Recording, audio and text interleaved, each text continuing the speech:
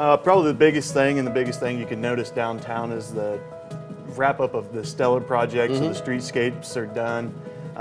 We've got new sidewalks, curbs, and the asphalt's down, new pavement markings. The facades are done, so it's looking really good downtown. And you see, it's every town USA, and those things don't happen in every town USA.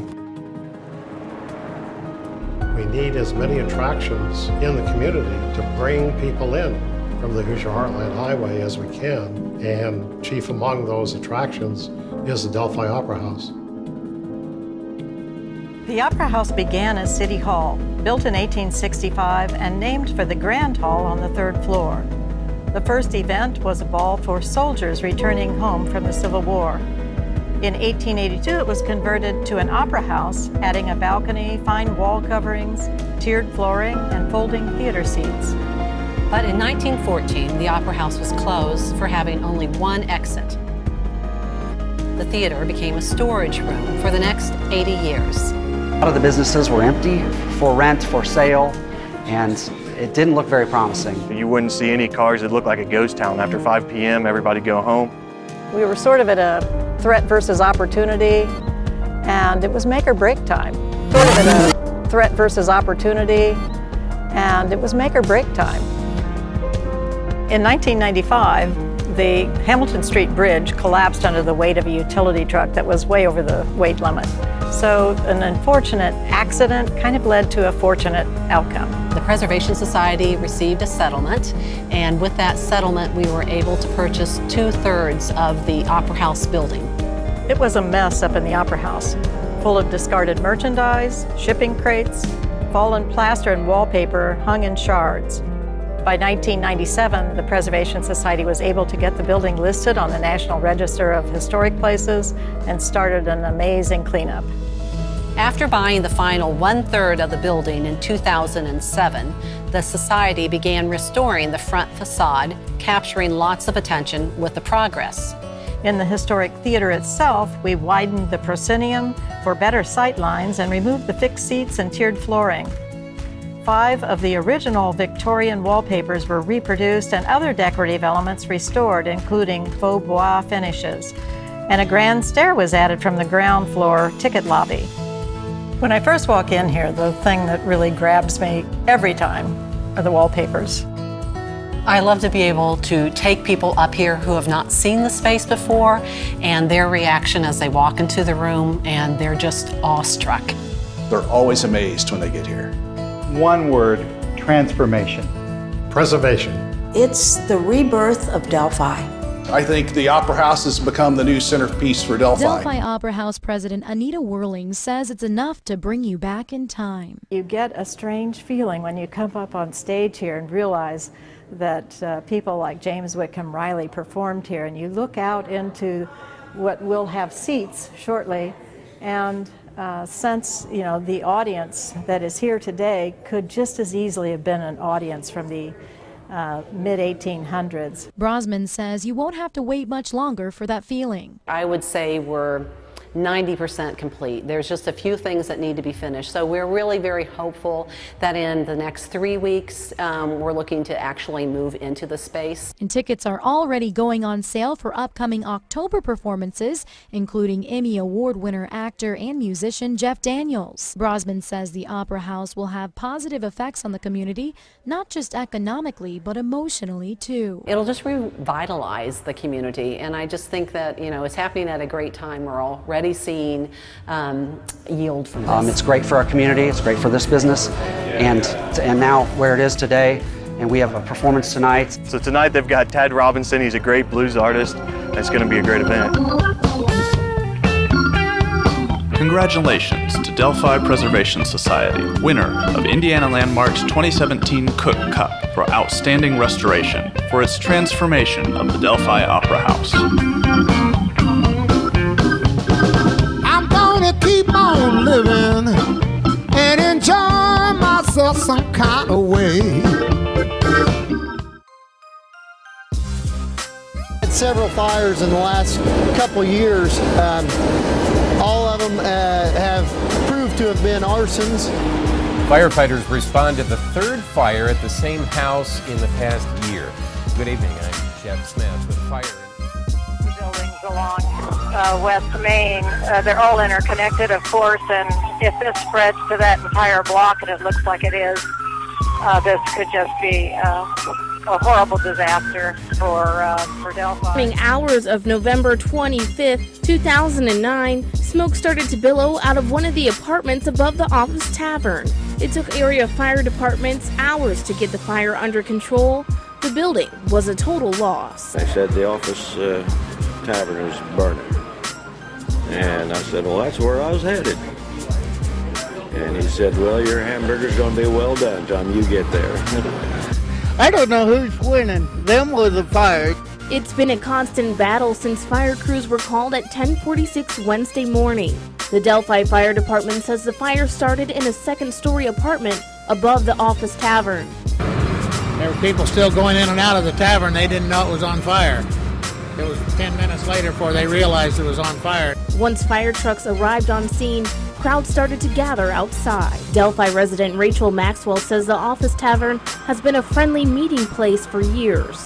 It's a great loss to the town. Yeah, it is, because it's something that's been here for several years and everything. And, you know, we hate to see this happen.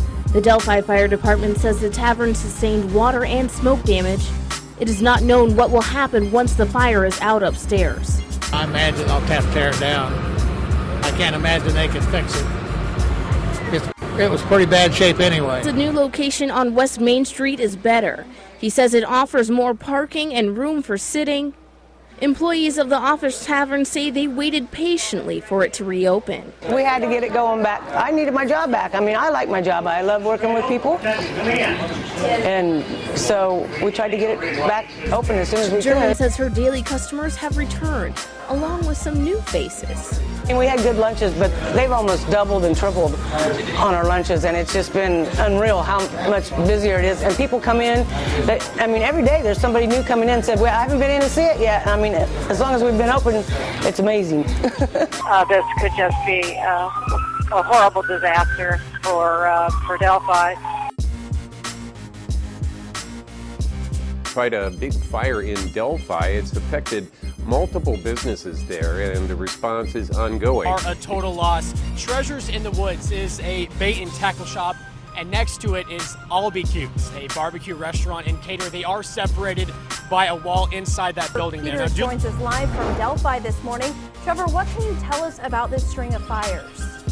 Sam, I just spoke to the property owner where this fire happened, and he tells me all of this will probably hit him at once, but for now, he is thankful he and his son were able to get out of his home safely. The Delphi fire chief tells me that this fire started in that chicken coop right over there. It's basically destroyed. Delphi will have to change their recycling routine. The city announced it is suspending its recycling services. News 18's Isabella Caruso talked with Mayor Shane Evans about the suspension. Isabella, this is all because of a fire that destroyed Werner & Son recycling plant in Frankfurt. Yeah, Trevor, Mayor Evans told me that the city of Delphi has used Werner & Son for its recycling services for a long time. And Delphi has been able to recycle since the fire, which happened in late July. And now things are going to change. And this suspension could last anywhere from 6 months to an entire year. But here's how things will work. Curbside pickup will continue as usual for recycling toters, but those materials will not be recycled. Materials that are picked up curbside will be disposed at a landfill. People who do want to recycle their materials can take them to the Carroll County transfer station. The materials must be sorted before being dropped off there. Mayor Evans says giving people the choice to drop off materials makes the most sense, but there were other options for the city to choose from. Spend $1,300 more a month to get it shipped to Kokomo, and that increases for extra hauling fees and tipping fees. And then the third option that was presented is to do away with recycling completely, which some Indiana municipalities have done. Mayor Evans told me the timeline of recycling services being back up and running again is all dependent on Werner & Son. He says the city was told 6 months to a year is how long it will take that plant to be back in service.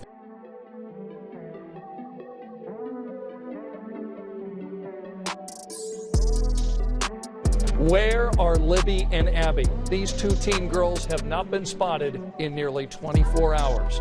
That's where we're starting today at 12:30, the ongoing search for Libby German and Abby Williams.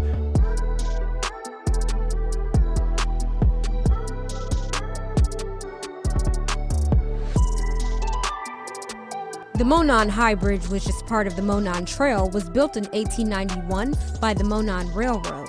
Although people often walk over the bridge to view the Deer Creek just down below, one Deer Creek Township board member, David McCain, says the bridge has never officially been developed into a pedestrian walkway. Well, the community, of course, would like to have the trail finished, you know. It has to be fixed and stabilized. It's in a critical condition. Delphi residents say this Monon Bridge is an important gem in the history of their community, and they are asking for the city's help to restore this historic walkway.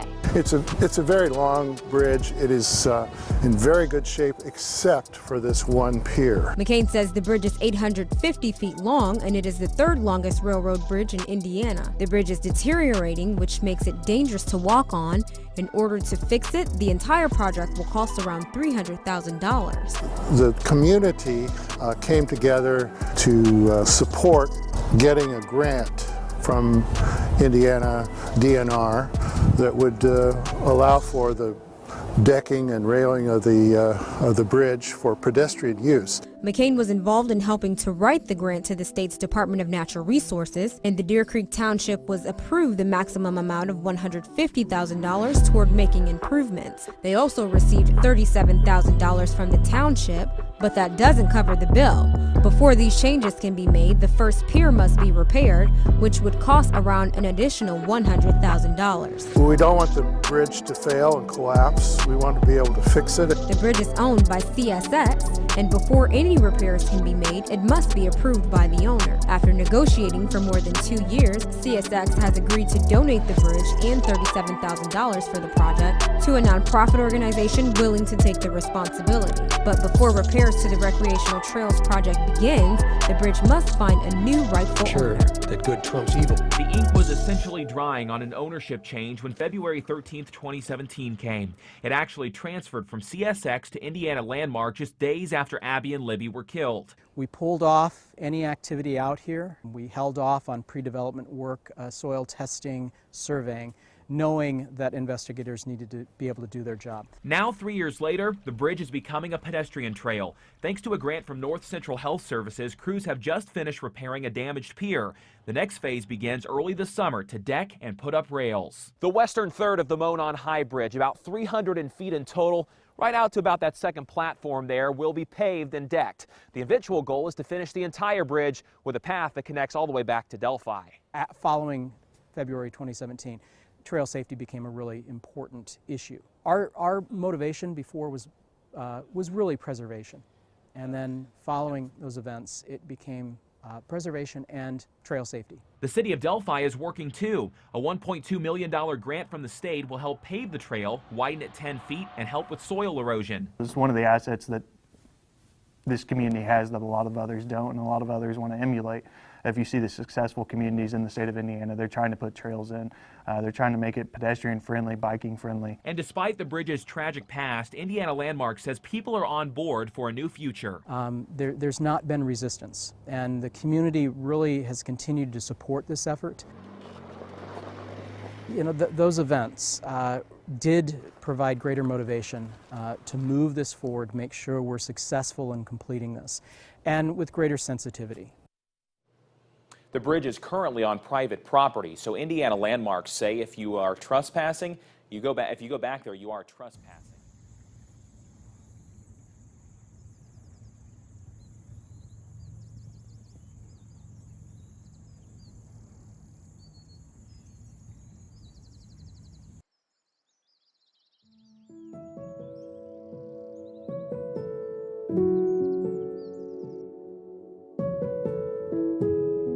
Communities project has created this atmosphere where people want to come and invest in Delphi. So instead of a deteriorating downtown, we have just a stunning downtown with streetscapes and pedestrian-friendly walkways, and of course the Opera House to draw people in. We were constantly having problems with buildings that were losing parging and bricks, and some of the facades were falling off, leaking roofs in a lot of the buildings, which business owners couldn't afford to actually put the money in to repair those. We've had quite a few projects here in the city of Delphi. We had this Opera House project, which was the cornerstone of the Stellar Grant.